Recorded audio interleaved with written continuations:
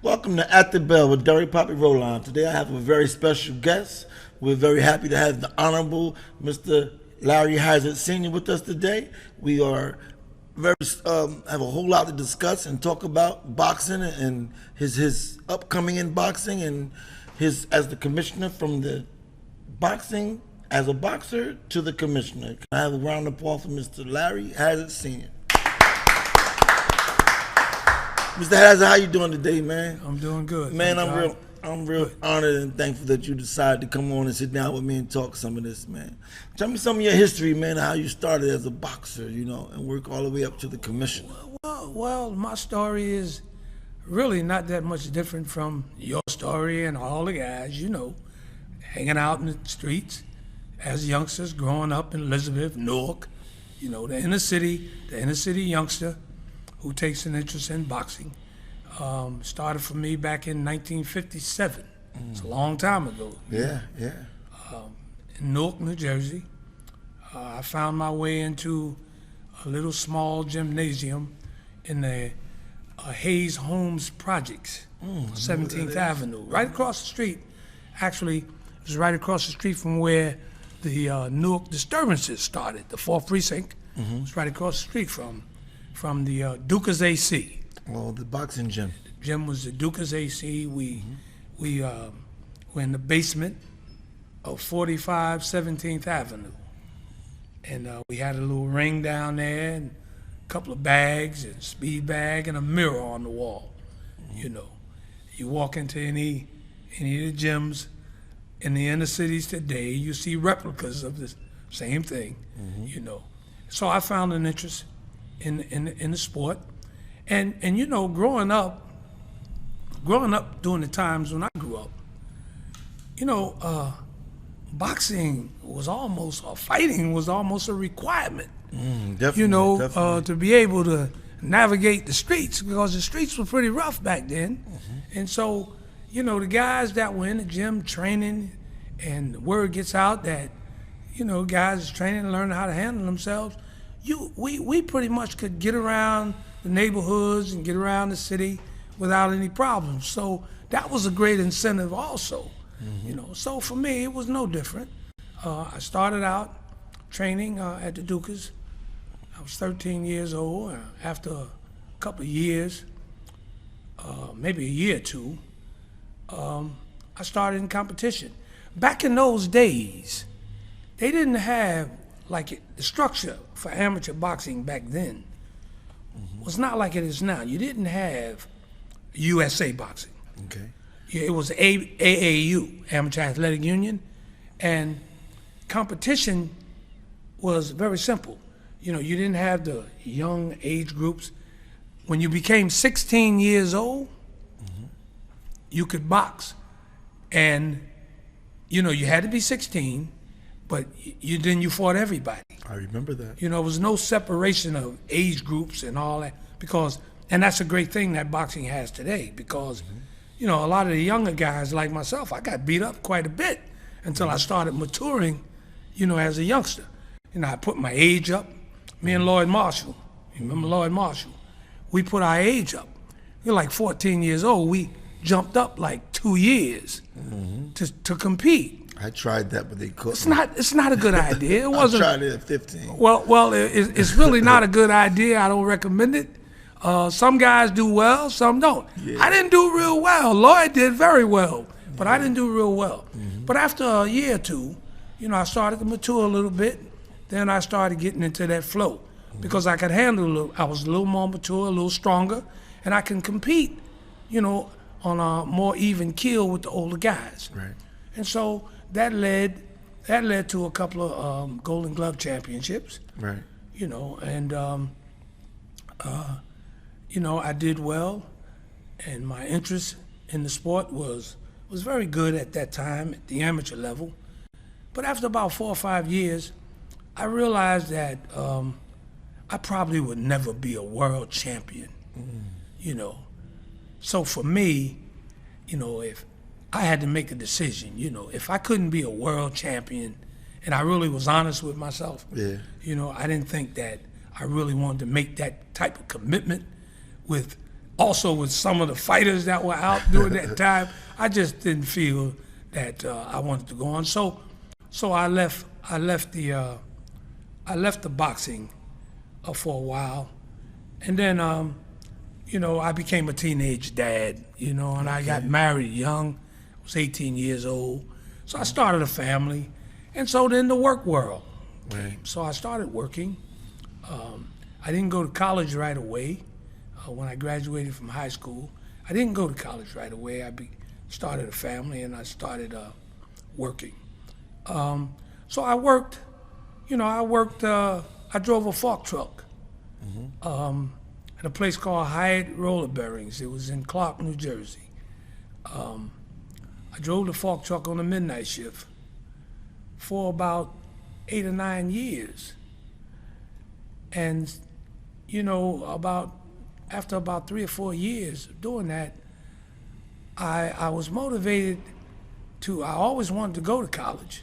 Excuse me, do you think that, I want to do this before I didn't want to forget this question, sorry for interrupting you, but do you think that what you learned from boxing helped you with being a father and wanting to go to work and being strong?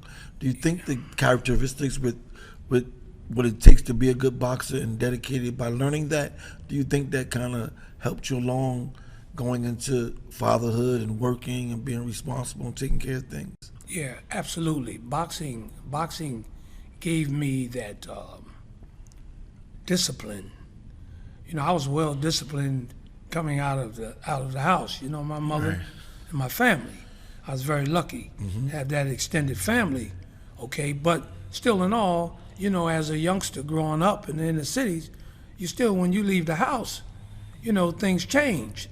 And so with me, my life was very simple. I started boxing, so it was leaving the house, I was in the gym every day. Right. And a lot of the guys that I would have been with in the streets, they were getting in trouble. Absolutely. And I wasn't getting in any trouble. So that sense of discipline, that sense of dedication and taking care of one's responsibilities, that was all being ingrained and being reinforced. Absolutely, that's See, because I don't want to take credit away from my mother. All of this now was really like reinforcing all of the disciplinary concepts that she was driving home. Okay. And it helped her. And so she used that as a vehicle also.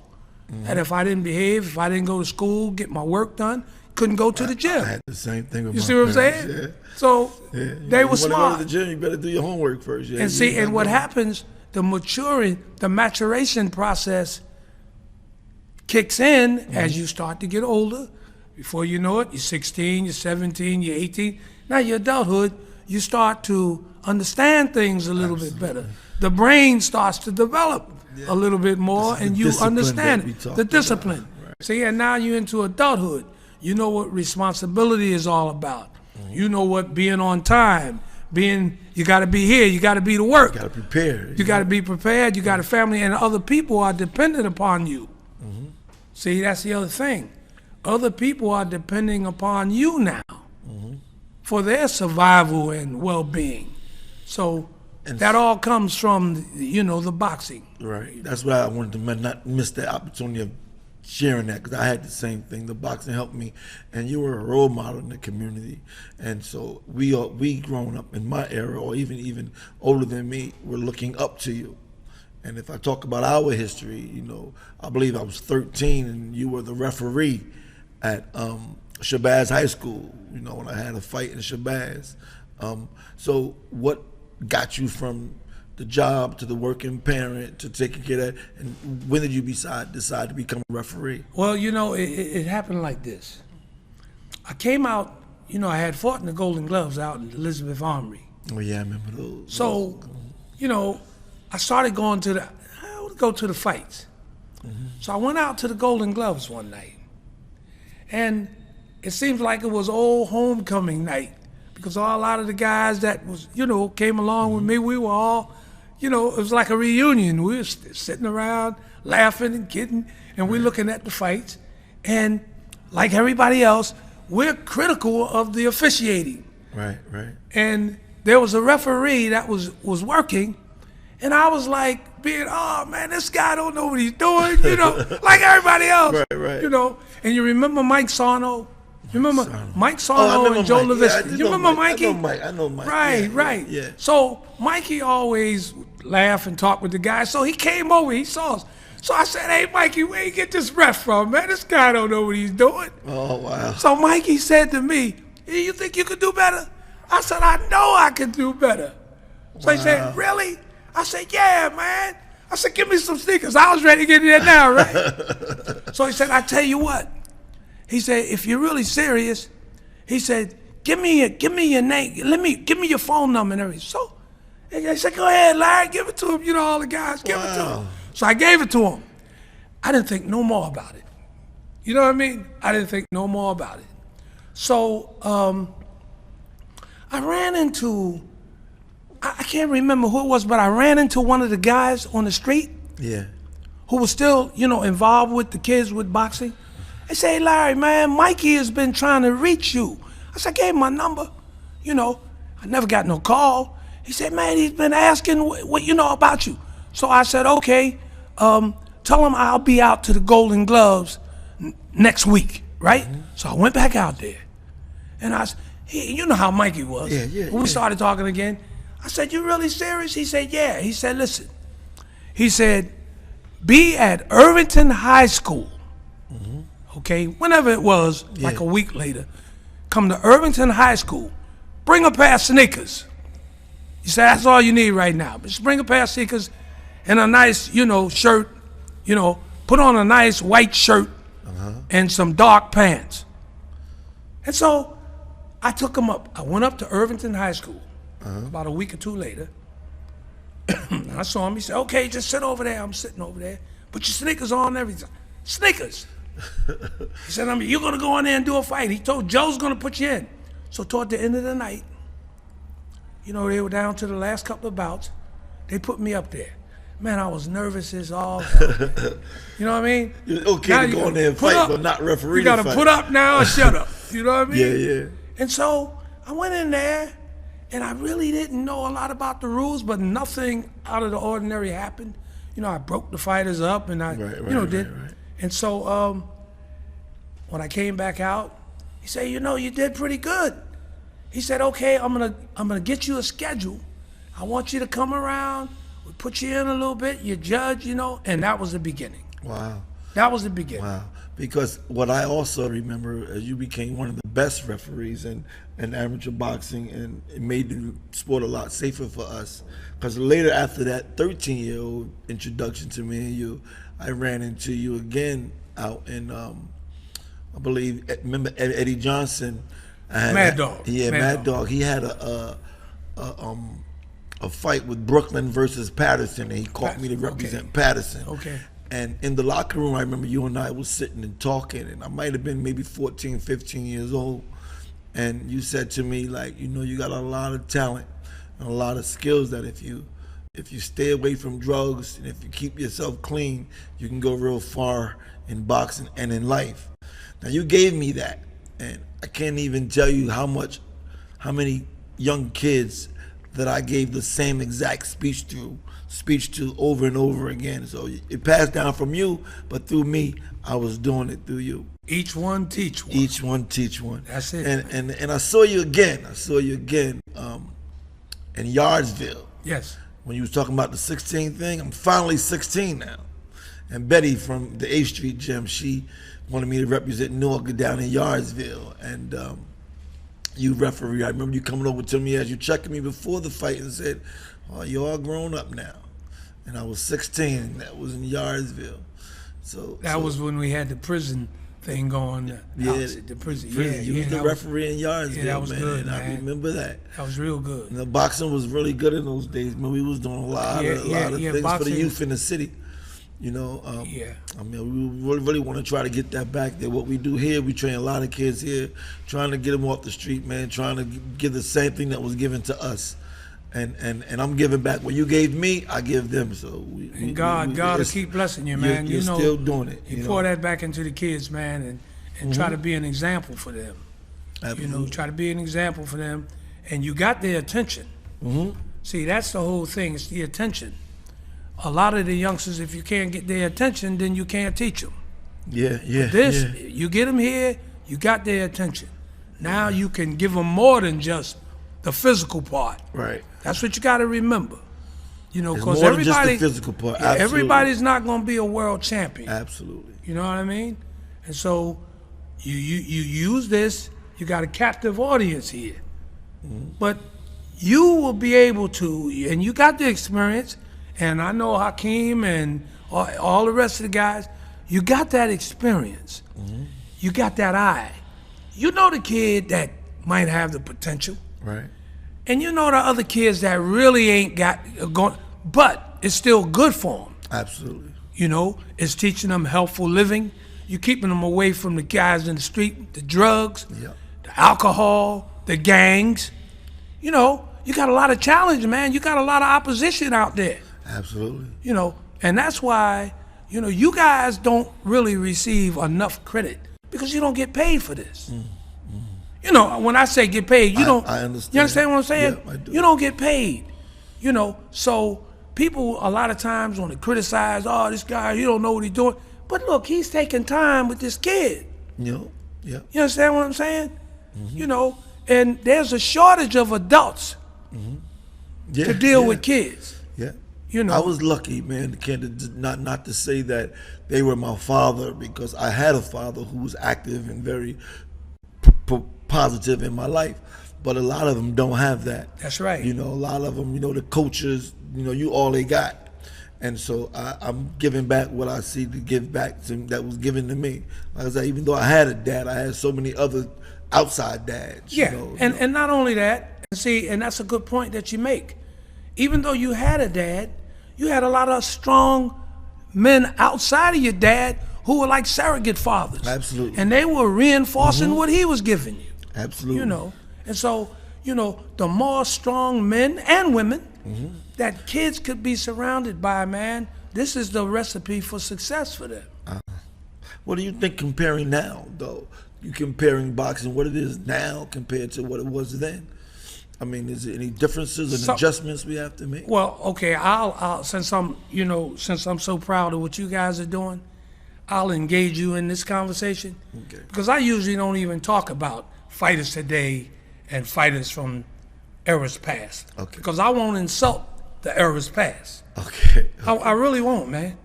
You know, there's no comparison. You know, and let me take one weight division. I won't even start with the amateurs. I'm gonna start with the pros and work backwards. Okay. Okay.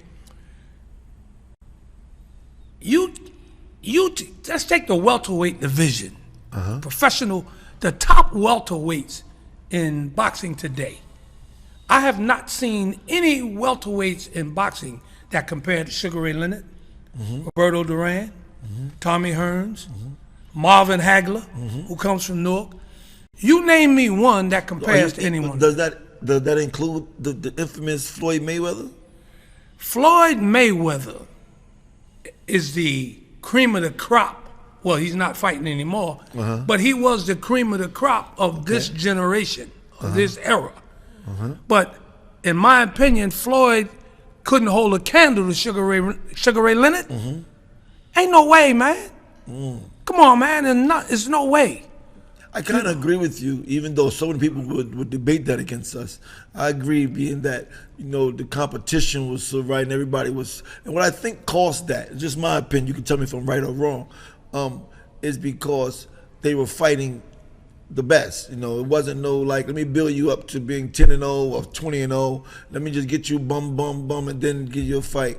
I think back then it was, look, you 8-0, I'm 9-0, let's do it. You know, You go to the head of the class. You go to the head of You the go class. to the head of the class. And see, back in the day when the best fought the best, Right. and the best wanted to fight the best. Absolutely. Okay, I sit in a position where I watched the erosion of the game. And it hurts. It hurts because you got fighters who pull out because this guy's record is too good. Right. You know, that's something that the managers and stuff, now you got the fighters telling the managers this guy's record. Everybody wants a zero. You know what I mean? Yeah. Everybody wants a zero. Keep the And zero. it permeates on down through the industry. You know, you got the promoters now who are trying to promote some guy. You understand? And so they want to go out and cherry pick. You understand? And I had a situation not long ago. Okay, tell you what I go through. I gotta approve these bouts. I know. I had a bout. The guy had the nerve, and I told him, "Don't ever do this again. Don't ever insult me like this again." He sent me in a fighter. Okay, here's a fighter over here with a 3-0 record. He tried to match him against a guy who was 3-14. And of the 14 losses, he had been knocked out or TKO'd 11 straight times. Wow. Now, you tell me how. Is that not ridiculous? That puts the R in ridiculous. You know, I do know that it could be real insulting. Well, I'm gonna take this opportunity right now that you're on that to tell you how I felt when I turned professional at 18, and you were the commissioner at the time. But how I felt was that I felt safe. I felt that I was all right. I felt that I couldn't have to worry about it. Like Mr. Hazzard, you know, my relationship with him, he's not gonna let nothing happen to me. And it made me feel easier going pro and taking those fights on. I kind of felt like I was being protected, that nothing was going to happen to me. And that's the message. That's the message that I try to send to every fighter that comes into this state. Right. Is that I'm going to protect you, okay? But if you're going in there, don't look for no favors either. We're looking for competition. But I'm not going to let you go in over your head either. Absolutely. You understand what I'm saying? And then when I did think that I was going to get something special to me, right, I said, you know, I was trying to return to the ring after the eye injury. I don't know if you remember this, but I said, you know, going to Larry, like, I'm clear. My doctor said I can fight. He said, no, I'm not going to clear you unless my doctor said you can fight. So you were still protecting me, That's but right. I was feeling like, yo, you supposed to, no, it's me, man. Why you can't just clear me to fight? And you said, and that's the way you supposed to feel, I guess. You know what I mean? Oh, this is me, man. You supposed to just say, okay, it's Poppy. But you said, no. And you wouldn't be saying the things that you're saying right now if I had went the other way. No. So I felt that was the way it should have went. That's right. You know, and I remember going to that doctor. That doctor was the surgery that I had to return to the ring. He didn't know what it really was. So he was like, oh, no, I don't know, because he didn't understand the surgery. But him and my doctor got on the phone, and then I was able to return to boxing. But I felt safe. And, That's right. You know, you as a commissioner made me feel that way. That was very good. So, what I wanted to talk about was what's going on with a lot of these young guys turning pro. Like, I did it at 18, but I had like lots of amateur experience and lots of that. How do we deal with the young kids that's turning professional or making that jump, you know, and might not be qualified or they got the managerial problems? Like, how do we deal with, can we improve that? Like, can we help, you know, these young guys getting bad management, you know, and they seem like they're just looking for meat? Well, you know, that's always been a problem. I think that education is the key. You know, with these, like I said, you know, you have that opportunity. See, you guys have that opportunity now to raise a whole new crop of athletes, of fighters. Yeah. You can educate them. You've been in the business. You can teach them about contracts. You can teach them about how to deal with managers and promoters. You had the experience. You know. And the transition only also includes officials, though, correct? Because you got the officials, the amateur officials. They got a protocol they got to make. Do the fighters got a protocol they got to make in order to make the transition to the pros? Well, I mean, you know, they certainly have to, you know, show that they have amateur experience. That's basically it. Okay. You know, that's basically it. You just can't come off the street and become a professional fighter. Okay. But if there was some other way, a better way, you know, we would try it. But everybody that comes in, what happens is, in New Jersey at least, yeah, you know, you lose a certain amount of fights. You know, I'll just say you can't fight it. Right. And I know there's laws. If you get knocked out, you got to wait a period of time. Yeah, there's time between bouts and things like Yeah. that. That goes into another thing that I really wanted to talk to you about, because I'm seeing a lot of not celebrities. I know a lot of champions, a lot of great fighters, man, that I talk to now, or that ain't really talking too good. Some made millions of dollars and still, broke, and still can't speak clearly, and the same thing with some of the others. Is there anything that has been done, or anything you think we could do to try to lessen that? Again, I keep harping back on education. I guess that's because I was an educator. Mm-hmm. Okay, but that's the key, man. That's the key. You talk about guys who made a lot of money and now they don't have any money. Right. So right away, it sounds good to talk about retirement plans for them and all that. But these are independent contractors. Mm-hmm. The guy who's in business as a plumber for himself, he has to manage his own money. Mm-hmm. Fighters are in business for themselves. Right. Okay? And you don't fight often enough, and there's no way to monitor, to have somewhere where a certain amount of money is being taken out by the government or by some employer putting it away for you, like on a regular job. You're independent. Right. And education will probably prevent the bad managers from getting most of the money, and hey, listen, when a fighter understands read the fine print. Mm-hmm. These guys sign, okay, then the managers have beefs because they give a guy so much money, and then they give him money and get him an apartment, and they got to pay his child support and all that kind of stuff. Now they come in and they got a side to it too. Yeah. You know what I mean? Yeah. So it all comes down to education, man. Education and teaching. If you have to get a lawyer, if you could get a lawyer to negotiate you a contract, read that contract. Have that contract tilted towards you, not towards the manager, not towards the promoter. Right. You know what I mean? And then when you start making that money, get someone that understands money management. Mm-hmm. Get you somebody a financial planner. Right. Be a professional, a real professional. All of the top fighters are not broke. That's right. And if you ask those guys, did really good. A lot of them did very good. A lot of them are very intelligent. You look at some of these guys, and I don't start naming them. Yeah, but lifestyles come into effect too. You're right. Absolutely. Lifestyle. Absolutely. You get some kid, man, who's been poor all his life, grew up in the projects or whatever. All of a sudden, he got $1 million or $2 million. It's hard to, if you haven't taught him along the way, if you haven't cultivated him along the way, right. It's hard now to corral him. You understand? He'll tell you, man, this is my money. Yeah. That's what he tell you. This is my money. Yeah. I can't use the same terminology, but you understand what I'm talking about. This is great information that you're giving to a lot of the youth that hope to get to see this and learn from this. You can't top knowledge, education. Right. Okay? You can't top that.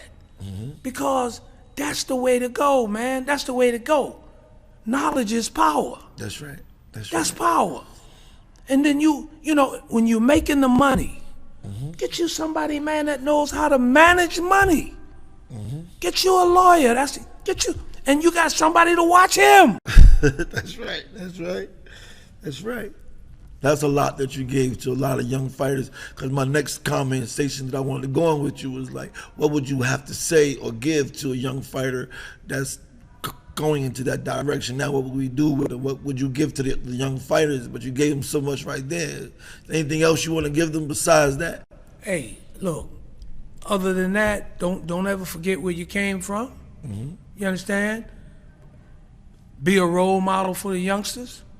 And that's being a good, and give back to your community. And that's being a good, you know what? That's being a good role model. There's some, what I wanted to talk about now is here and now, like upcoming fights right now that we got going on. What's your take on the older fighters? They had a fight the other day with the Holyfield, and it's my understanding because of what happened to Holyfield, they canceled the Riddick Bowe fight. What do you think about these older guys that's well over their prime and still competing on a level or trying to make money? Or is it about money, or is it about the fame? What is it that they still trying to do? Well, I don't think it's about the fame. It's not about the fame because they're already famous. Okay. You know what I mean? And the proof of that is the fact that they're doing it. Because if you're a nobody, you wouldn't be doing it. Yeah, yeah. You know, the promoters wouldn't have you doing it. They want the famous guys, you know. And my personal opinion is that I don't like it, okay? But I do understand that it's all about the Benjamins. Right. It's got to be about the money. Okay. You know, that's the name of the game. And I don't think it's a good idea. I don't think it's a good idea because these guys have long ago, the skills are gone. Right. You know. Now, if it's an exhibition, see, there's a play on words here with this stuff that's going on. What's an exhibition and what's for real? Right. You know, they start out saying, well, it's an exhibition. They're not going to try to hurt it. Roy Jones and Mike Tyson. Then they call it exhibition, right? It was supposed to be an exhibition. No decision and whatever. And it went over well. Yeah. Because both those two guys are still kind of young for that group. Yeah. And they're well conditioned. It didn't take too well. We thought it wouldn't take too many beatings. Okay. It didn't take a whole lot of shots. You know. Yeah. But Holyfield, and that didn't look right. I was a little embarrassed. I'm not embarrassed. I was sad to see him perform like that because he was like one of my idols. Also, he was a great fighter. I looked up to him. Great fighter. And to see him go out like that, I didn't want to see that. You know, it's not for me. To me, it's not good for the sport. Certainly not good for the fighters. Right. You know, now. You always held Holyfield in high esteem. I still hold him in high esteem. Right. But it hurts you to see him go out like that. Yeah. You know, that hurts.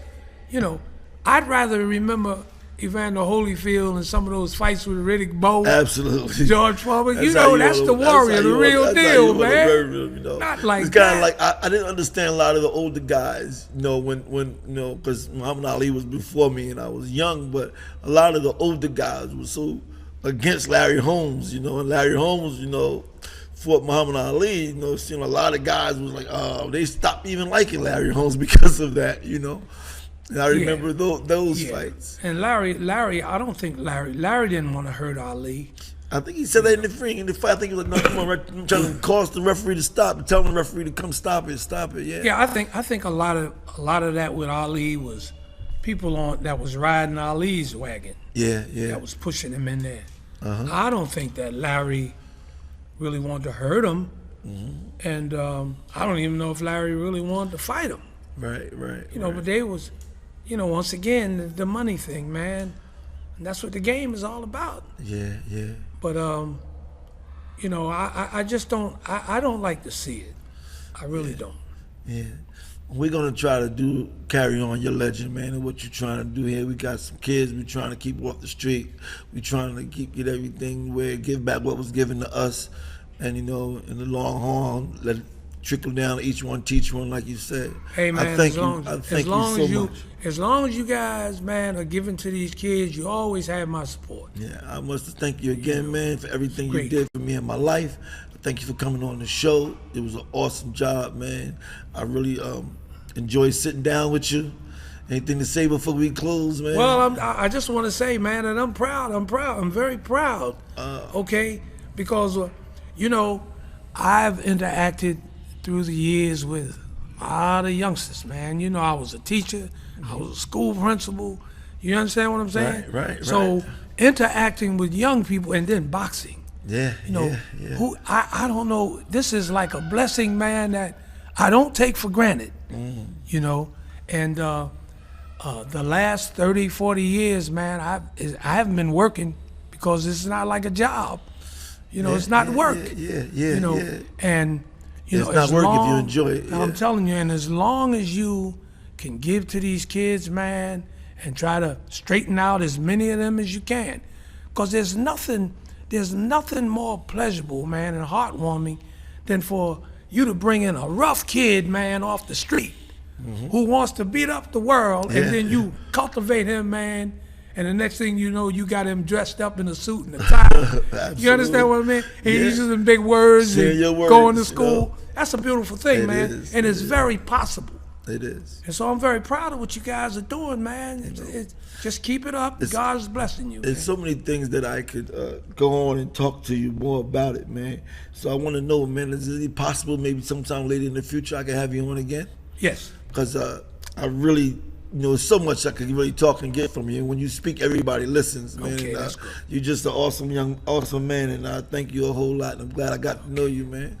All right? Okay, brother. Thank you very much, brother. Appreciate it. Cool. This is At the Bell with Derrick Poppy Roland. Like and share this so we can keep on bringing these interviews to you. Again, we have Mr. Honorable Larry Hazzard Sr.